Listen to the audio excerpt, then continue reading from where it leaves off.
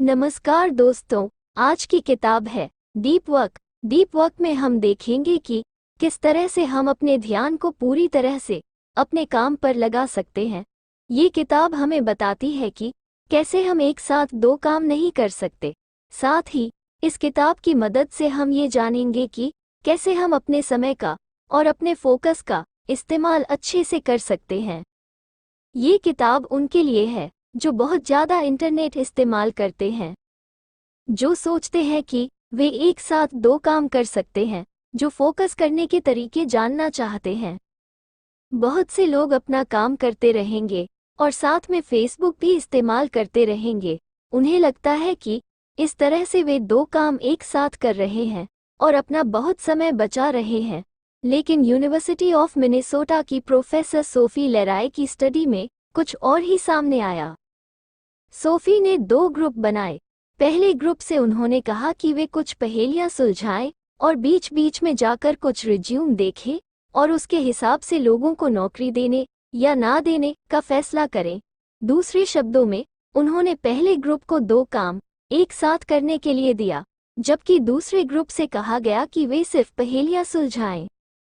इसमें सोफी ने देखा कि पहले ग्रुप के लोग जब एक काम को छोड़कर दूसरे पर जा रहे थे तो उनका दिमाग फिर भी पहले काम पर लगा रहता था, जिससे वे दूसरे काम पर ध्यान नहीं दे पा रहे थे। आसान शब्दों में, एक साथ बहुत से काम करने से काम की क्वालिटी कम हो जाती है।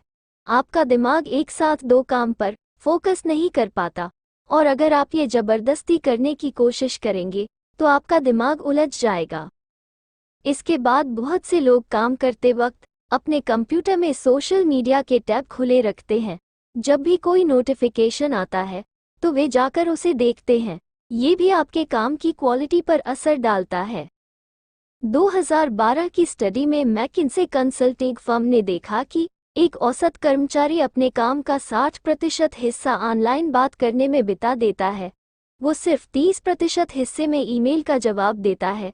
यानी कि लोग काम बहुत कम कर रहे हैं, लेकिन फिर भी उन्हें लगता है कि वे बहुत काम कर रहे हैं। ये छोटे छोटे काम एक साथ जुड़ जाते हैं तो अंत में जाकर बहुत ज़्यादा लगने लगते हैं, लेकिन इन्हें करने से कुछ भी हासिल नहीं होता। इसलिए हमेशा एक बार में सिर्फ एक काम को करने की कोशिश कीजिए। अपने काम में पूरा ध्यान लगाने के लिए आप बहुत से तरीके अपना सकते हैं। सबसे पहले तरीके का नाम है साधु का तरीका, जिसमें आप खुद को हर ध्यान भटकाने वाली चीज से एक साधु की तरह अलग कर लेते हैं और सिर्फ अपने काम पर ध्यान देते हैं। दूसरा तरीका है बाइमॉडल तरीका, जिसमें आप अपने जरूरी काम के लिए खुद को एक समय देते हैं और उस बीच सिर्फ उसी काम को करते हैं। बाकी का समय आप दूसरे कामों को दे देते हैं। तीसरा तरीका है एक लय में काम करना। इसमें आप 90 मिनट के लिए पूरी तरह से अपने काम पर ध्यान लगाते हैं और फिर थोड़ा ब्रेक लेते हैं। साथ ही आप एक कैलेंडर की मदद से ये देखते हैं कि आपने कितना काम किया। अंत में आता है जर्नलिस्टिक तरीका, जिसमें आप कोई भी खाली समय देखकर अपने काम पर चले जाते हैं और उसे करते रहते हैं। लेकिन इन सारे कामों में एक बात मिलती है, आप इस तरह से काम करने की आदत बनाते हैं। आप अपने मूड के हिसाब से काम नहीं करते, बल्कि हर दिन का एक रूटीन बनाते हैं, जिस वजह से आप हर दिन अपना मूड खुद से बनाकर काम करने के लिए जाते हैं। खुद को भटकने से बचाने के लिए आप एक खाली जगह खोज सकते हैं या फिर अपने ऑफिस के बाहर एक डू नॉट डिस्टर्ब का बोर्ड लगा सकते हैं। आप खुद को भटकने से रोकने के लिए कोई भी तरीका अपना सकते हैं। इसके अलावा अपने फ़ोन को स्विच ऑफ कर दीजिए। साथ ही अपनी सेहत पर ध्यान दीजिए। ये देखिए कि आप जो कुछ भी कर रहे हैं उसे हर रोज करें। अपनी सेहत का ख्याल रखिए ताकि आप अपने काम को हर रोज अच्छे से कर पाएं। आज के वक्त में हमारा ध्यान भटकाने के लिए बहुत सी चीजें हैं। साथ ही हमारा दिमाग किसी एक चीज पर ध्यान लगाने के लिए नहीं बना है। हमारा दिमाग इस तरह से डिजाइन किया गया है कि उसका ध्यान हर वक्त भटकता रहे। इसकी वजह यह है कि जंगलों में जब हम आदिवासियों की तरह रहते थे तो एक चीज पर ध्यान लगाए रखना हमारे लिए नुकसानदायक हो सकता था, क्योंकि इससे हम किसी जानवर के शिकार हो सकते थे। साथ ही हर वक्त ध्यान भटकाते रहने से हम नए मौके खोज पाते हैं, लेकिन हमारी यह खूबी जंगलों में रहने के लिए जरूरी थी, शहरों में रहने के लिए नहीं। अपने दिमाग को काम पर लगाने के लिए आपको सबसे पहले फोकस करना सीखना होगा।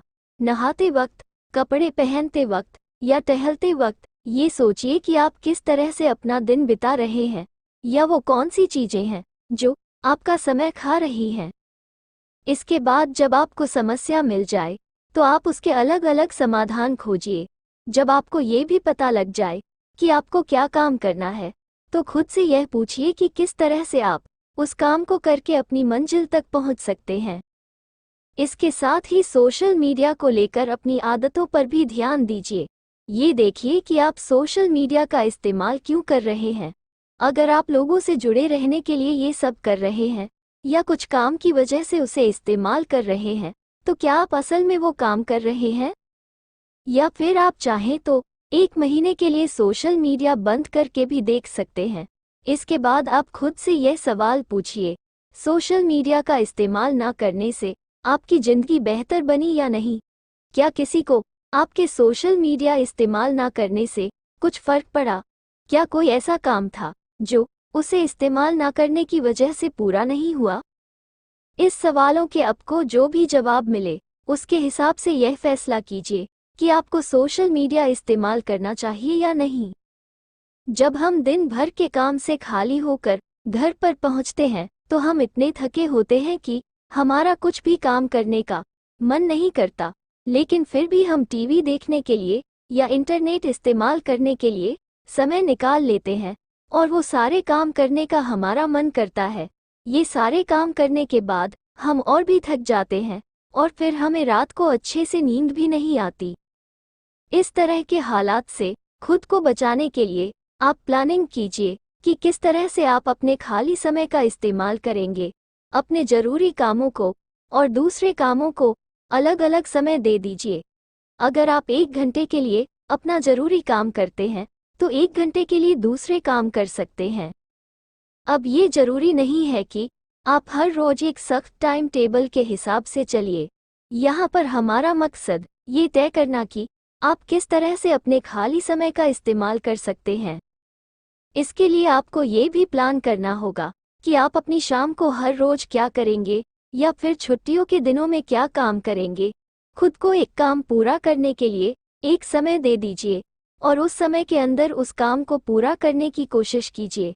इस बीच अपने फ़ोन को बंद कर दीजिए और ईमेल चेक करना छोड़ दीजिए। इसके अलावा कुछ दूसरे कामों को करने के लिए भी समय निकालिए ताकि आप अपने दिमाग को फ्रेश कर सकें। किताबें पढ़ने के लिए या अपने दोस्तों के साथ समय बिताने के लिए भी कुछ समय निकालिए। ये सारे काम करने की प्लानिंग भी एडवांस में कीजिए। इस किताब से हमने सीखा कि आज के वक्त में बहुत से लोगों का मानना है कि वे एक साथ 2 काम कर सकते हैं, लेकिन ये गलत है। आपका दिमाग एक बार में सिर्फ एक काम पर ध्यान लगा सकता है। इसलिए अपना जरूरी काम करते वक्त इंटरनेट या सोशल मीडिया का इस्तेमाल मत कीजिए। अपने दिन को प्लान कीजिए ताकि आप अपने खाली समय का इस्तेमाल अच्छे से कर पाएं। अगर आप दिन के अंत में पूरी तरह से थका हुआ महसूस करते हैं तो इंटरनेट को कम इस्तेमाल कीजिए। अपनी डायरी पर ये लिखिए कि आप दिन में कब कब इंटरनेट का इस्तेमाल कर सकते हैं। इसके बाद सिर्फ इस दिए गए समय में ही इंटरनेट का इस्तेमाल कीजिए। इस तरह से आप अपनी इस आदत पर काबू कर पाएंगे। बहुत बार ऐसा होता है कि हम खुद को एक समय देते हैं इंटरनेट इस्तेमाल करने के लिए, लेकिन हम अनजाने में कुछ ज़्यादा देर तक उसे इस्तेमाल करते हैं। लेकिन अगर आप दिन में एक दिए गए समय में ही इंटरनेट इस्तेमाल करेंगे तो आप पाएंगे कि आप पहले से बेहतर काम कर पा रहे हैं।